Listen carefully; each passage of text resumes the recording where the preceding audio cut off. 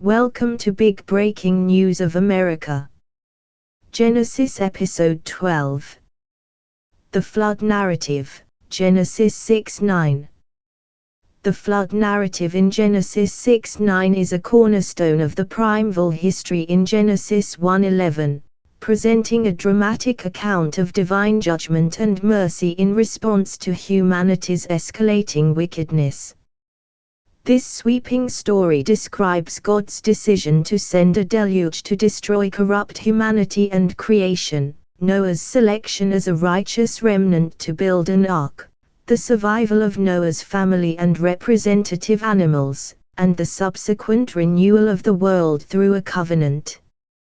Beginning with the grim observation that the wickedness of man was great in the earth, Genesis 6:5. The narrative unfolds as a theological and literary masterpiece, balancing themes of justice and grace, destruction and restoration, and human failure and divine faithfulness.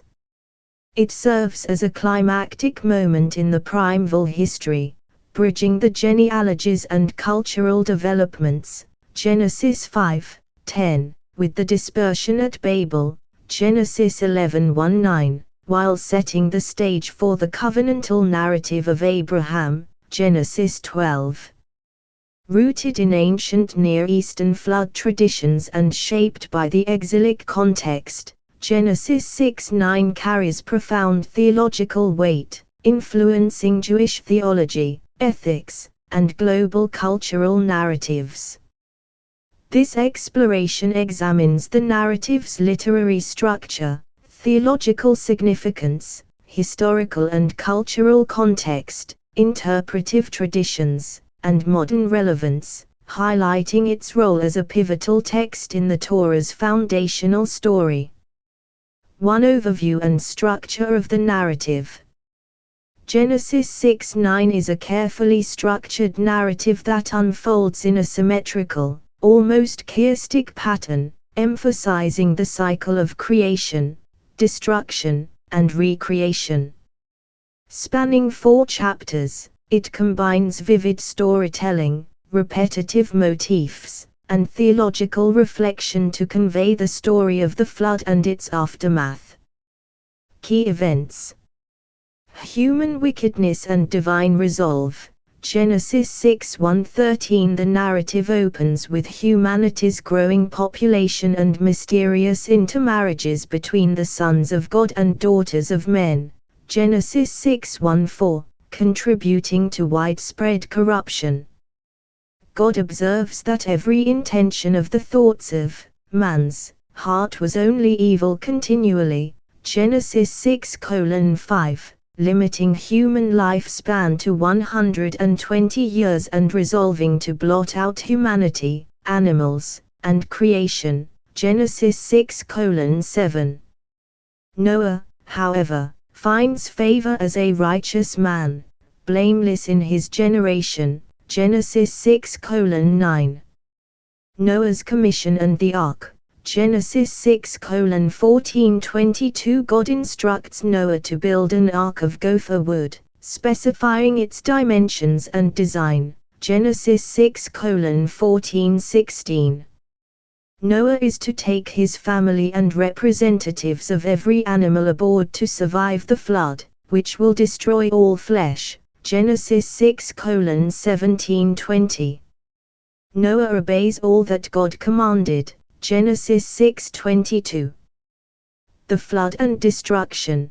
Genesis 7:1-24. God commands Noah to enter the ark with his family and animals, specifying 7 pairs of clean animals and 1 pair of unclean, Genesis 7:1-5.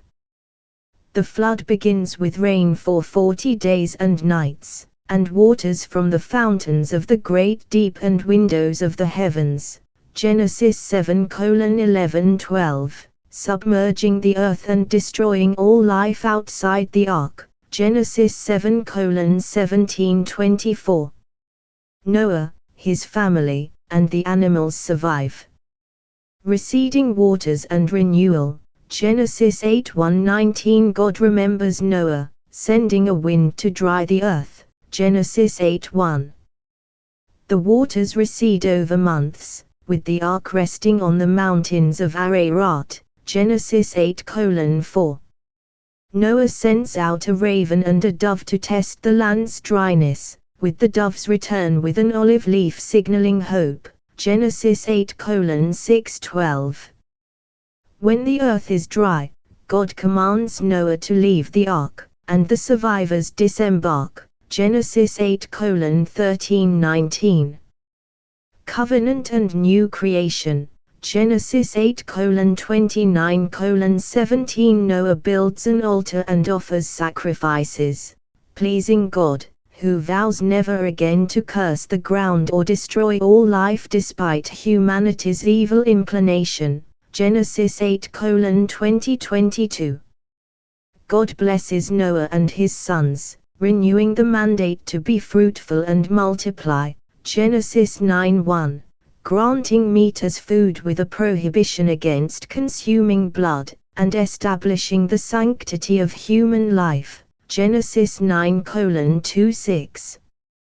God makes a covenant with Noah, his descendants, and all creation, promising no further flood, with the rainbow as its sign. Genesis 9:8-17. Noah's drunkenness and aftermath. Genesis 9:18-29. The narrative concludes with Noah's drunkenness and nakedness, Ham's disrespectful act, and the cursing of Canaan, Ham's son, alongside blessings for Shem and Japheth. Genesis 9:20-27. Noah dies at 950 years, and his sons' descendants are noted. Genesis 9:28-29. Structural features.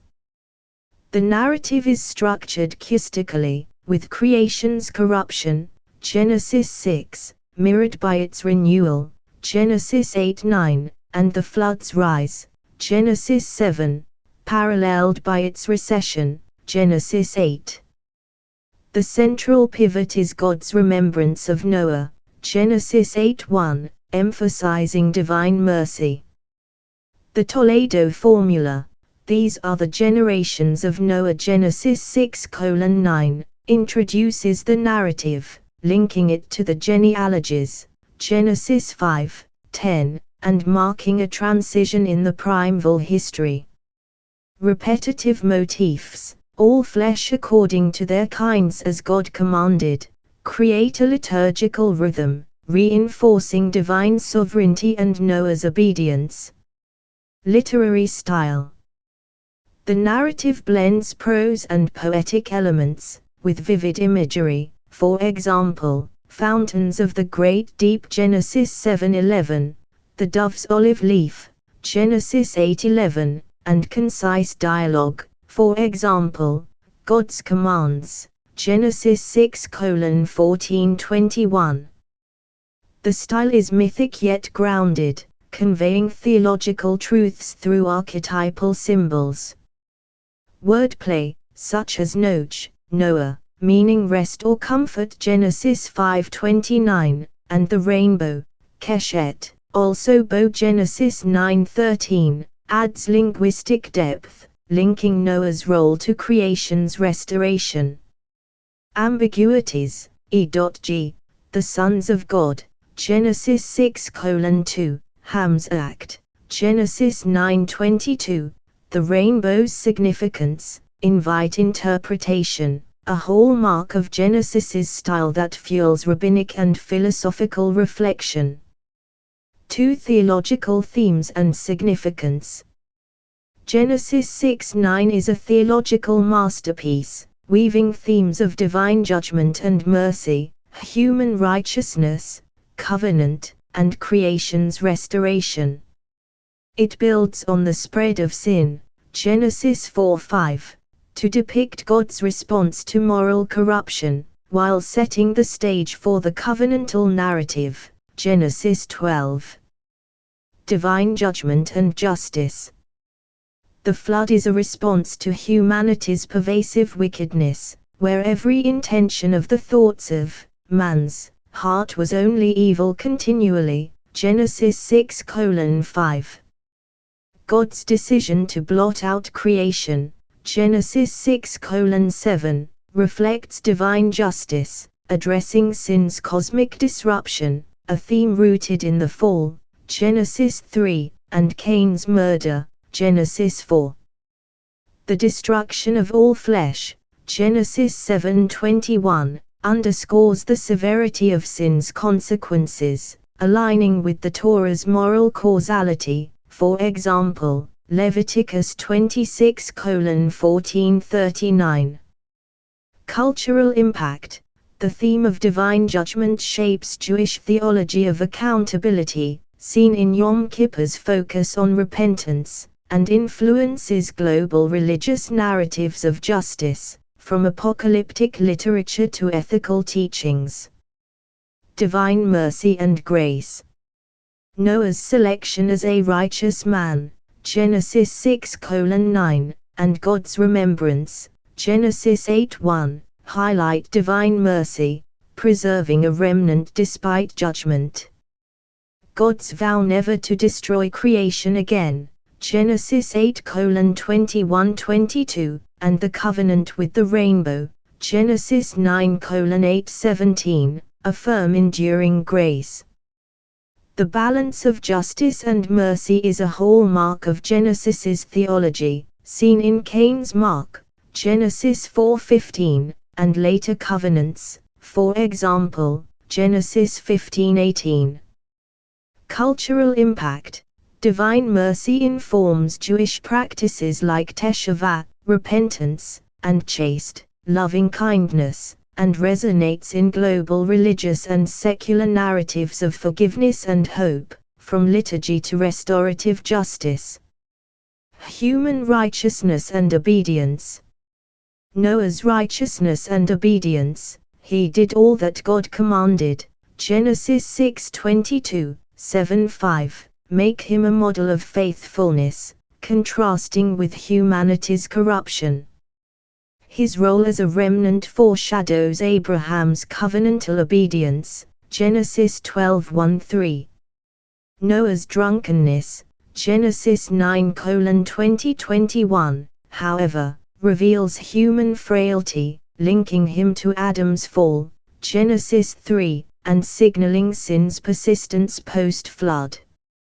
Cultural impact. Noah's righteousness inspires Jewish ethics of tzaddik, righteous person, and global moral exemplars, while his frailty informs reflections on human imperfection, from Musar literature to psychological studies.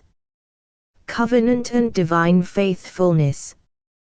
The Noahide covenant, Genesis 9:8-17, with the rainbow as its sign, is the Torah's first explicit covenant, promising preservation of creation despite human evil, Genesis 8:21.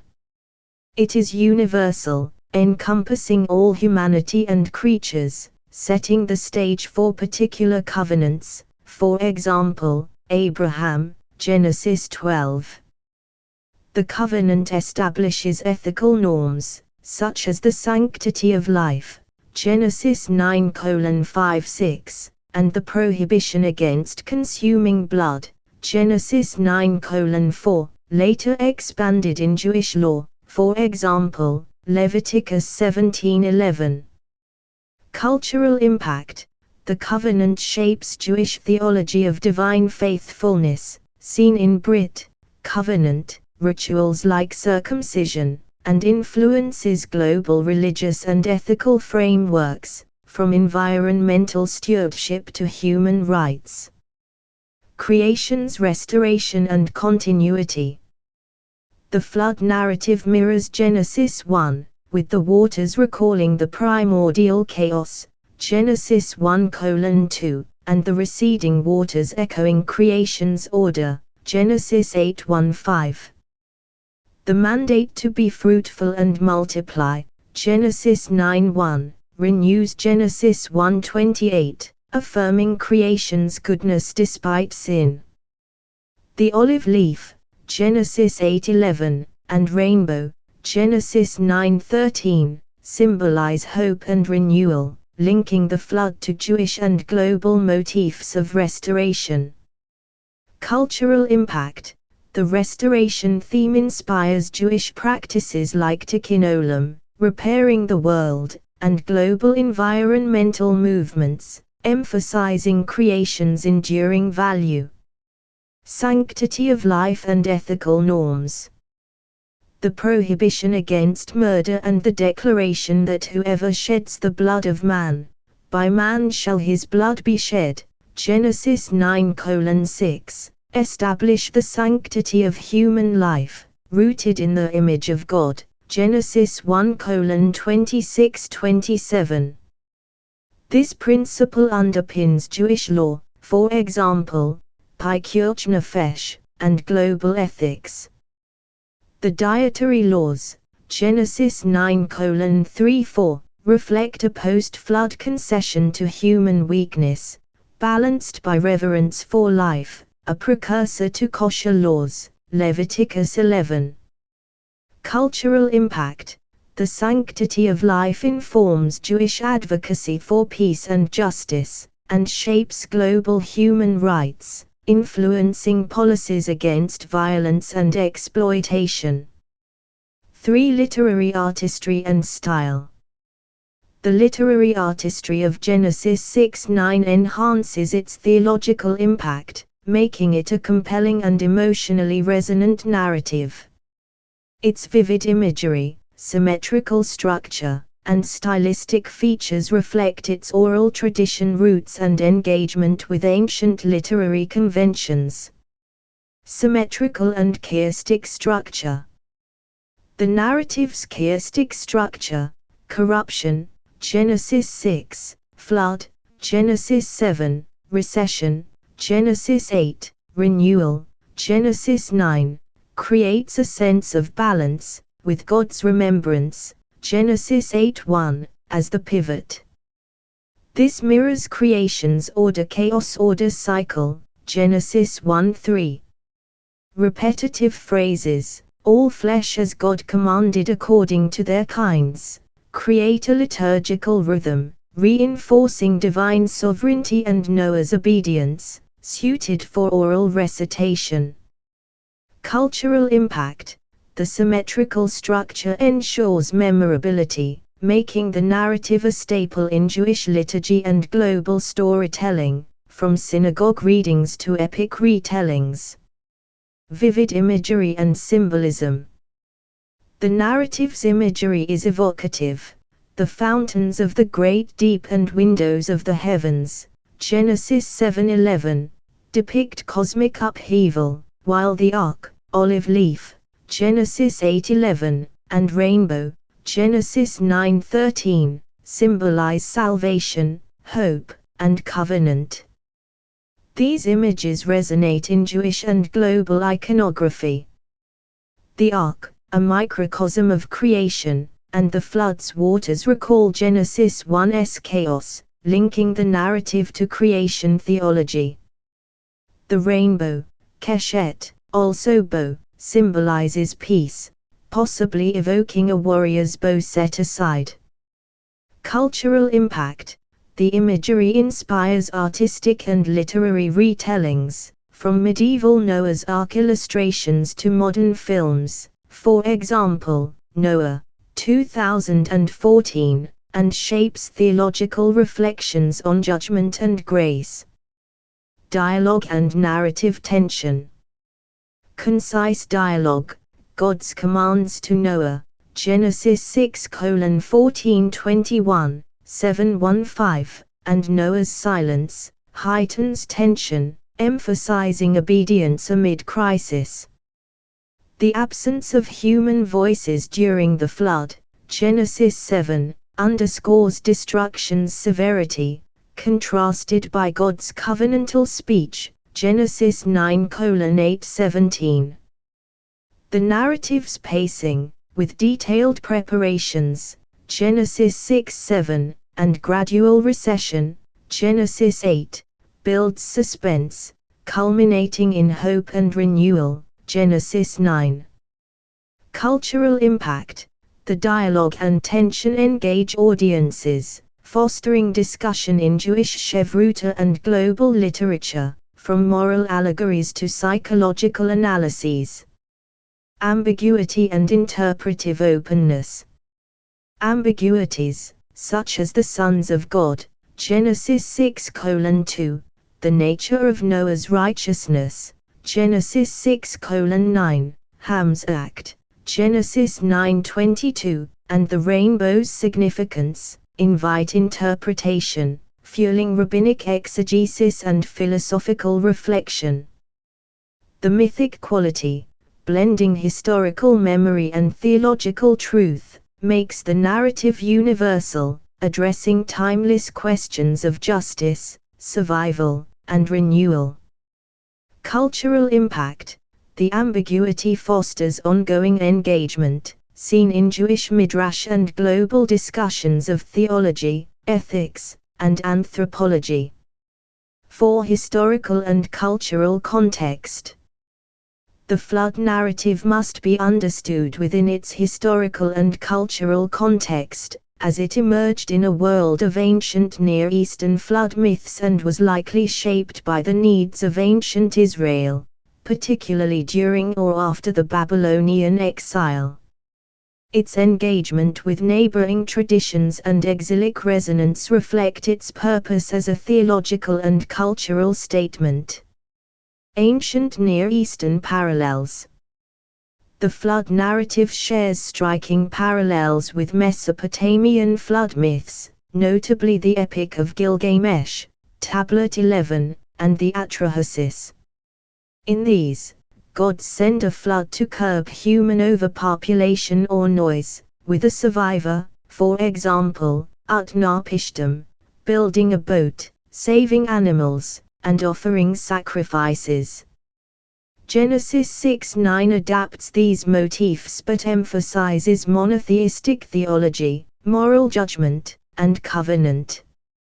The ark's dimensions, Genesis 6:15, and the sending of birds, Genesis 8:6-12, echo Mesopotamian accounts, but Genesis's focus on Noah's righteousness and the universal covenant distinguishes it, countering polytheistic chaos with divine order.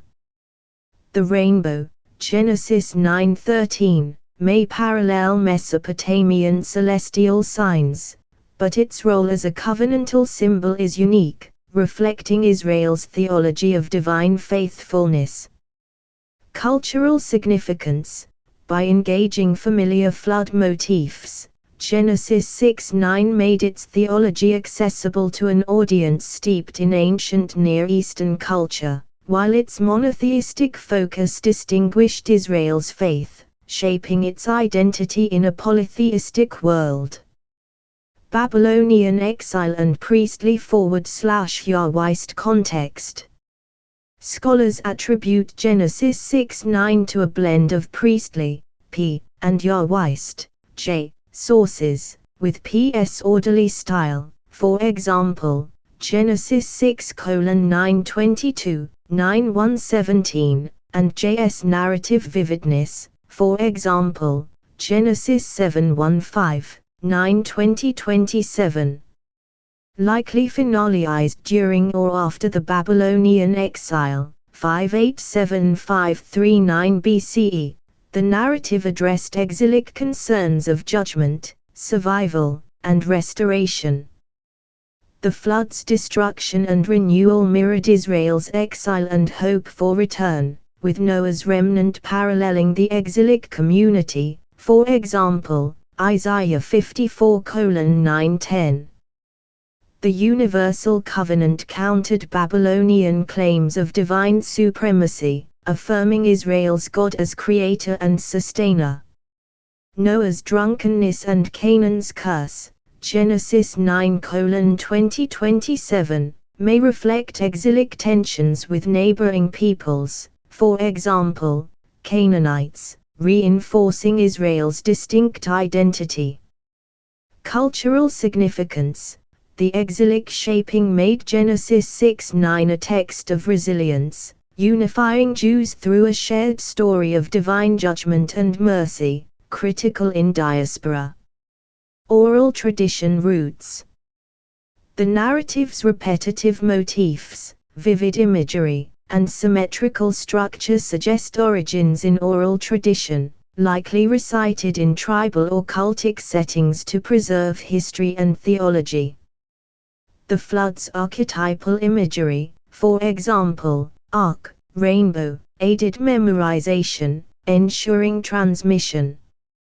The transition to written form, possibly during the monarchic, c. 1587 BCE, or exilic period, preserved the narrative for communal study and worship, aligning with scribal practices in ancient Israel. Cultural impact. The oral-to-written development made Genesis 6:9 adaptable, from ancient storytelling to synagogue readings, partiio, ensuring its endurance in Jewish culture. Socio-political dynamics. The narrative's assertion of divine sovereignty over creation challenged Babylonian cosmologies, for example, Marduk's victory in Enuma Elish, positioning Israel's God as supreme. The Universal Covenant supported Israel's identity as a light to the nations, Isaiah 42:6, critical during political upheaval. The sanctity of life, Genesis 9:5-6, and ethical norms countered ancient Near Eastern violence, reflecting Israel's call to ethical living, for example, Leviticus 19:18. Cultural impact. These dynamics shaped Jewish theology and ethics, influencing the Torah's laws and prophetic calls for justice, and resonating in modern discussions of global ethics and environmental care. 5 Rabbinic and mystical interpretations. The richness of Genesis 6:9 has inspired extensive Jewish interpretive traditions, from rabbinic exegesis to mystical theology, deepening its theological and cultural significance and ensuring its relevance across generations. Rabbinic exegesis. Bereshit Rabbah, c. 5th century CE, interprets the flood as divine justice for humanity's moral failure, with Noah's righteousness, Genesis 6:9, as a model of tzedek. The Midrash debates Noah's merit, suggesting he was blameless in his generation but less righteous than Abraham, Genesis Rabbah 30:9. The sons of God, Genesis 6:2, are often seen as fallen angels or noblemen, with their sin reflecting pride, a warning against corruption. The rainbow, Genesis 9:13, is a sign of divine patience, urging teshuvah, repentance. The Talmud, Sanhedrin 108a, praises Noah's obedience but critiques his silence, contrasting him with Moses' intercession, while the sanctity of life, Genesis 9:6, underpins ethical laws, Pikuach Nefesh. Cultural impact. Rabbinic interpretations shape Jewish liturgy, for example, prayers citing the covenant, education, for example, Torah study of Noach, and ethics, for example, chaste, making the narrative a living text in communal life. Mystical perspectives. The Zohar, 13th century, views the flood as a cosmic purification, with the waters cleansing the Sitra Achra, other side. The ark represents the Shekinah, divine presence, protecting the righteous, while Noah symbolizes the Sfra of Yesod, foundation, linking heaven and earth.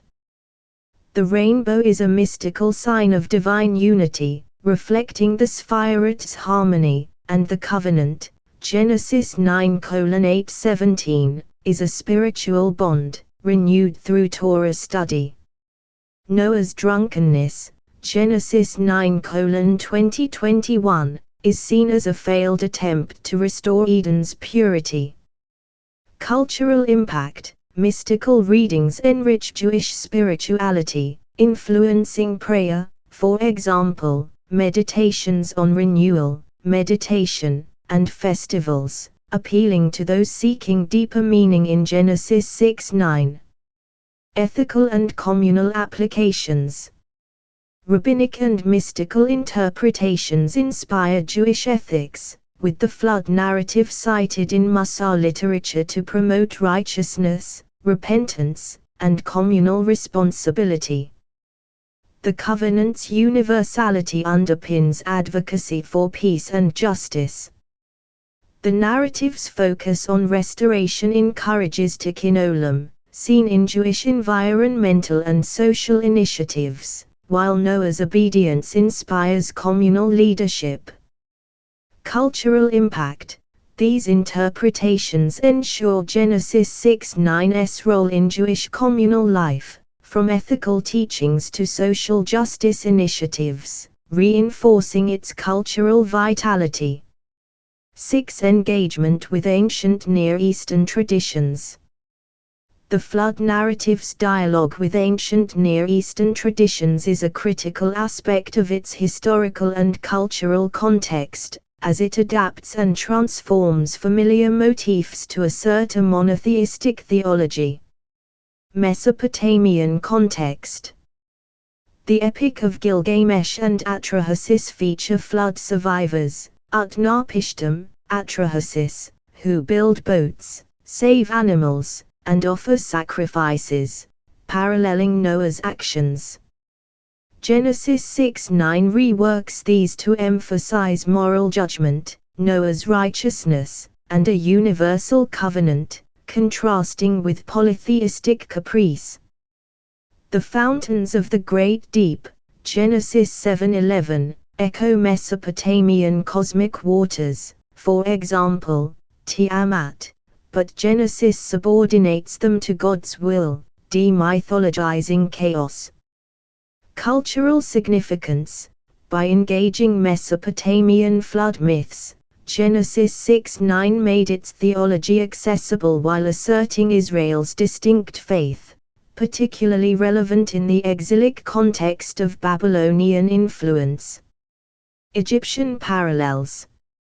Egyptian myths, such as the destruction of humanity by Atha, feature divine judgment, but lack a covenantal renewal.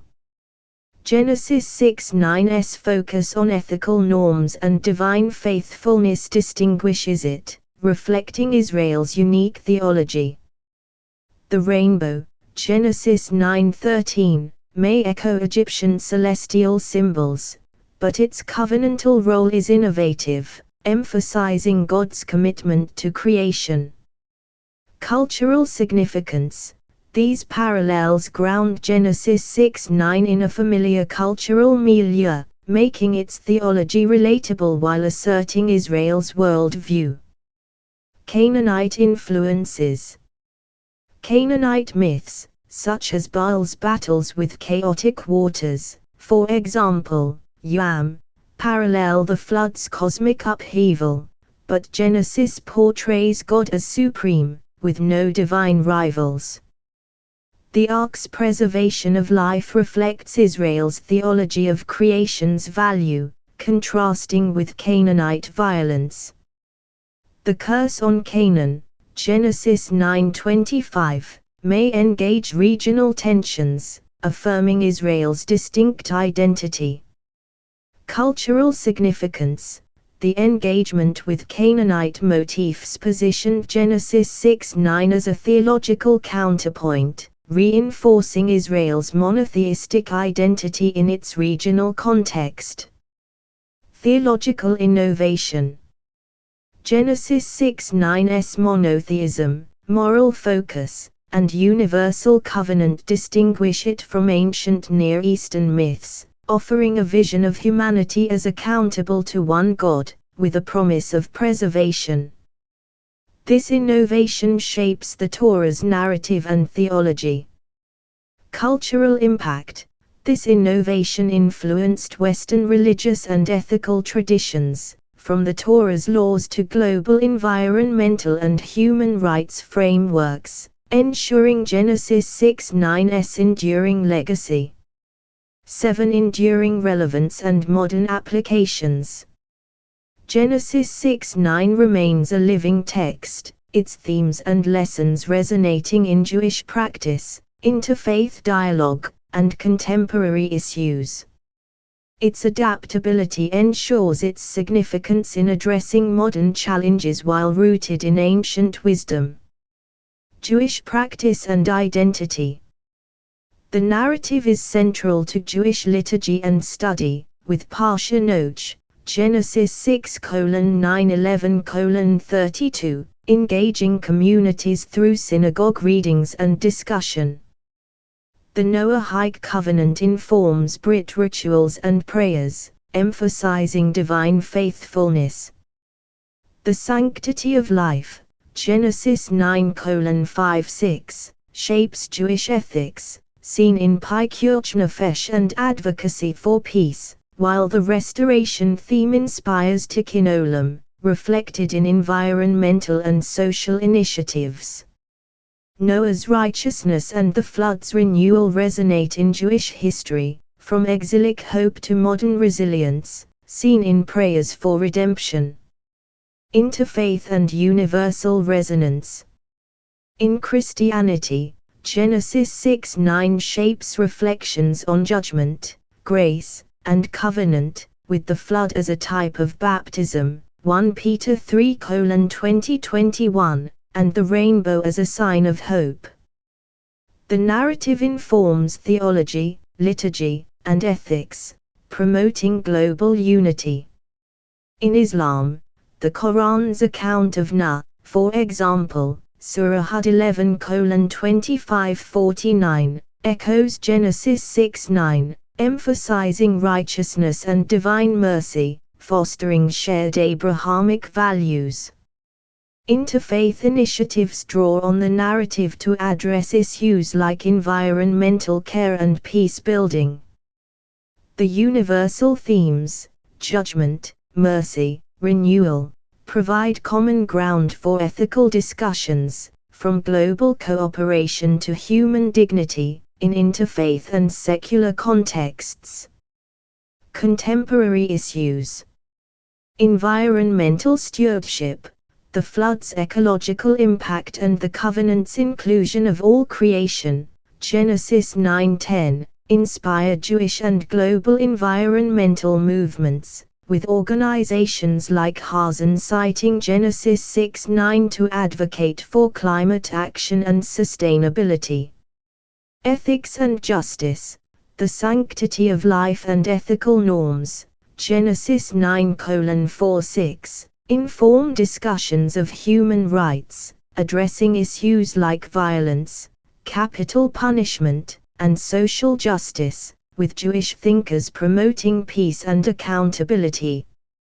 Crisis and resilience, the flood's narrative of destruction and renewal resonates in discussions of crisis response, from natural disasters to pandemics, with Noah's obedience offering a model for leadership and hope. Cultural identity and diversity, the universal covenant and post-flood humanity inform multiculturalism, promoting unity amid diversity in pluralistic societies. Cultural and educational role.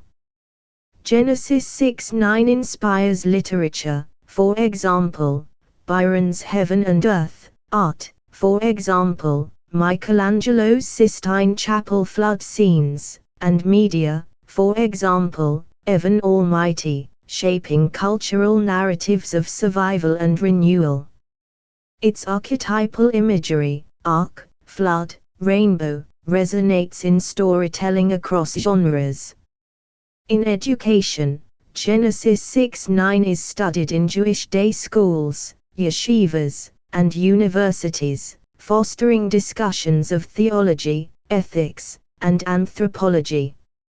Its accessibility engages diverse audiences, from children learning about Noah's Ark to scholars analyzing its structure. 8. Broader cultural and religious impact. The flood narrative's impact extends beyond Judaism, shaping religious traditions, cultural narratives, and ethical thought worldwide. Jewish tradition. Genesis 6:9 is foundational to Jewish theology, liturgy, and ethics, influencing practices like Teshuvah, Pikuach Nefesh, and Tikkun Olam. Its narratives are retold in synagogue readings, education, and festivals, ensuring its vitality in communal life. Rabbinic and mystical interpretations deepen its significance, from Bereshit Rabbah's ethical insights to the Zohar's spiritual vision, enriching Jewish thought and practice. Interfaith influence. In Christianity, Genesis 6:9 shapes reflections on judgment, grace, and covenant, influencing theology, liturgy, and ethics. Its narratives impact Western religious culture, seen in art, literature, and missions. In Islam, the Quran's Nuh story reflects Genesis 6:9's themes, fostering shared Abrahamic values. Interfaith initiatives draw on the narrative to address ethical and social issues, from environmental care to justice. Global culture. Genesis 6:9's themes inspire literature, art, and media, from ancient flood myths to modern films, shaping cultural narratives of crisis and hope. Its archetypal imagery ensures its presence in storytelling, from myths to histories. Its ethical contributions, particularly the sanctity of life and environmental stewardship, inform global human rights, ecological policies, and philosophical debates, reflecting its enduring legacy. 9. Synthesis. Genesis 6:9 as a theological and narrative climax. Genesis 6:9, the flood narrative, is a theological and narrative climax in the primeval history, depicting divine judgment and mercy in response to human wickedness, while affirming righteousness, covenant, and creation's restoration. Its literary artistry, symmetrical structure, vivid imagery, and interpretive openness, enhances its emotional and theological impact, making it a timeless story of crisis and renewal. Rooted in the ancient Near Eastern milieu, it engages Mesopotamian, Egyptian, and Canaanite flood traditions to assert a monotheistic vision of moral accountability and divine faithfulness, shaped by the exilic context to inspire hope and identity. Rabbinic and mystical interpretations deepen its meaning, ensuring its vitality in Jewish tradition, while its universal themes resonate in interfaith and secular contexts. In modern times, Genesis 6:9 addresses issues like environmental stewardship, ethics, resilience, and diversity, affirming its relevance as a source of wisdom and inspiration. As a pivotal text in the primeval history, it prepares for the Torah's covenantal narrative, offering a vision of humanity's survival and God's enduring commitment. Thank you for watching Big Breaking News of America. Make sure to subscribe and turn on the bell icon for more news updates. Share our channel with your friends and family members, leave a like for more videos and express your thoughts under comment section.